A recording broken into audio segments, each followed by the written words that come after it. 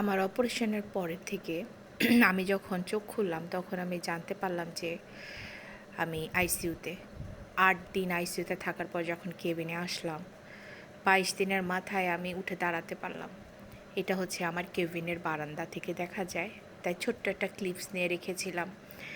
তারপর আমি জানতে পারলাম যে আমার ক্যান্সার ধরা পড়েছে, আমাকে আরও লং টার্ম ট্রিটমেন্টে যেতে হবে। মাথার চুলগুলো ফেলে দিয়ে যখন নিজেকে আয়নার সামনে দাঁড়িয়ে নিজেকে দেখছিলাম, হায়রে কপাল, এরকম দুঃসময় দুর্ভাগ্য যেন কোনো মানুষের জীবনে না হয়। আপনারা সবাই নিজের দিকে খেয়াল রাখবেন। এটা হচ্ছে আমার কেমোথেরাপি দেওয়ার রুম, আমি শুয়ে আছি।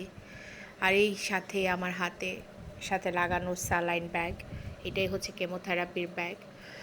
এখান দিয়ে আমি সকাল 8টা থেকে রাত 8টা পর্যন্ত একটানা আমাকে শুয়ে এই স্যালাইনগুলো নিতে হতো, প্রায় 4টা স্যালাইন।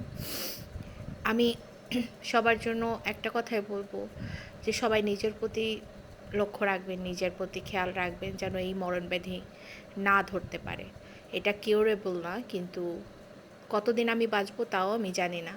ডাক্তার বলেছে যতদিন বাঁচবেন ততদিন ট্রিটমেন্টের মধ্যেই থাকতে হবে।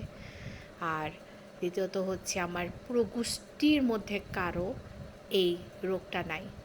আমার চুলগুলো যখন পড়ে যাচ্ছিলো তখন আমার কান্না পাচ্ছিলো। এই যে নিডেলগুলো, আমার 7টা 8টা 1 ঘন্টা বসে আমার রগ খুঁজে পেত না নার্সরা।